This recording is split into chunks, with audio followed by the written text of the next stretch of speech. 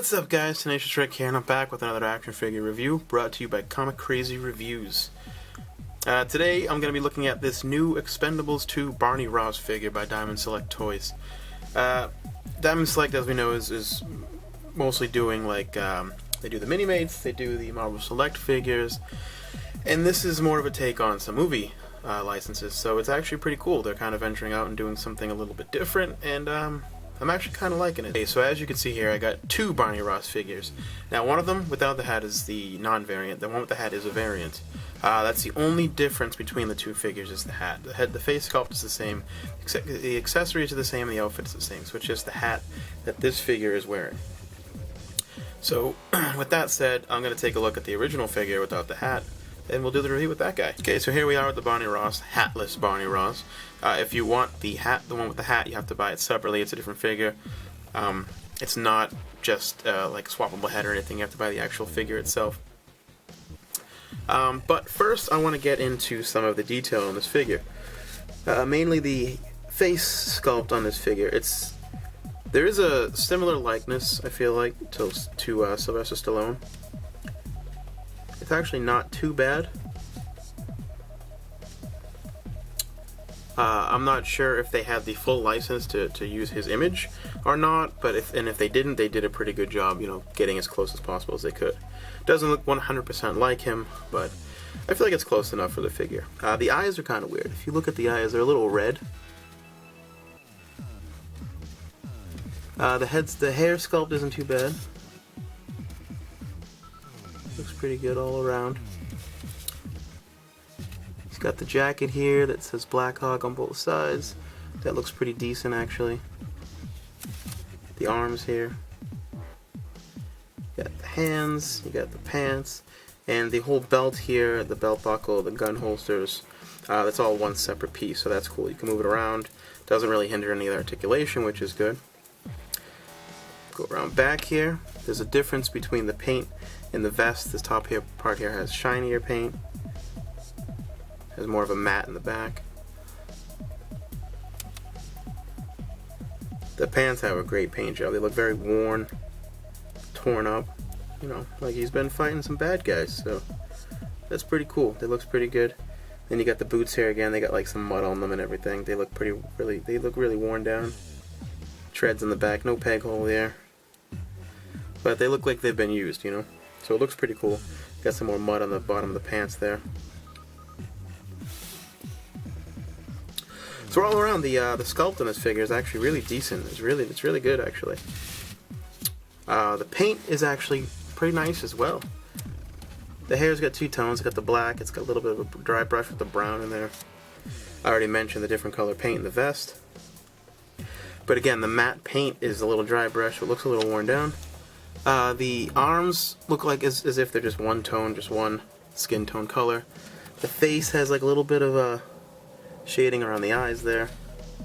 The neck as well. And what I like is all the paint, like on the belt buckle and everything, none of it runs into the black or vice versa. It's all on there pretty solid. I don't see any paint flaws in this figure whatsoever. Really good detail.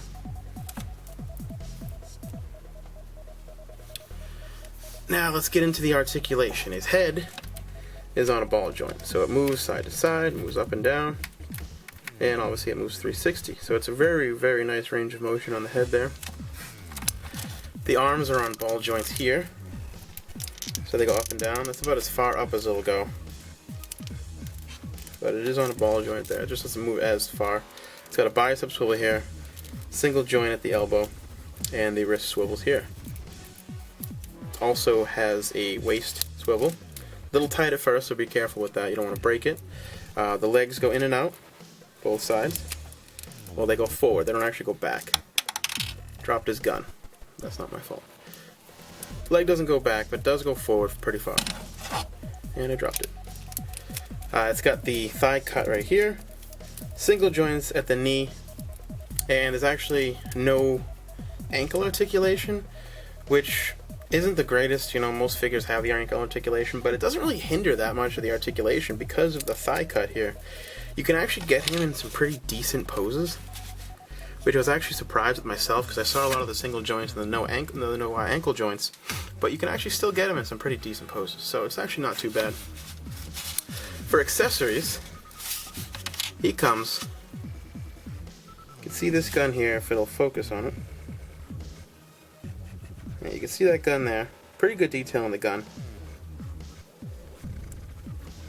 If it'll focus. But decent detail on the gun, the decent sculpt. There's no paint applications to it at all, it's just straight black. But he does have 3 of these. So he has the holster. He's got one here, you can see the gun in it already. He's got another one on this side with the gun in it.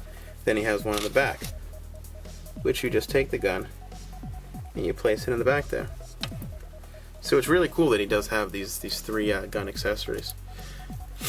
At first I thought he just had the one gun that was in his hand, but if you actually look at the packaging on the right hand side where it says Expendables 2, the other 2 guns are behind that. So keep a lookout for that. Do not throw that away. You might get aggravated and be like, holy crap, I just threw away 2 guns and didn't realize it. So make sure you take a look before you throw it away. The one issue I really do have with this, besides like the least amount of articulation that it has, is the guns don't fit in the hand very well. He has a good like positioning with the hand that the gun would fit there.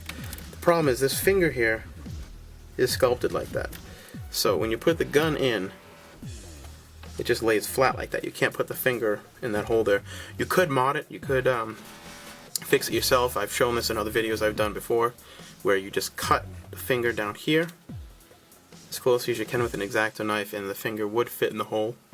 But the way it comes, it doesn't, and it flops around. Like it doesn't have the best grip in there. So you gotta watch out for that. You could easily lose the guns if you pose it wrong. But all in all, this is a pretty great figure. I really enjoy this figure. I love the movie, The Expendables. I love both movies. I thought they were great. A lot of people say, oh, well, you know, there's too much action, the storyline doesn't matter. You don't need a storyline. You just need Stallone, Schwarzenegger, all those guys kicking some ass. So, with that being said, guys, if you like the movie, I recommend picking these figures up. They're pretty decent, and don't forget to check out bkbn.net for all your news, reviews, and more. I'm Tenacious Rick, this is Comic Crazy Reviews, and I will see you next time.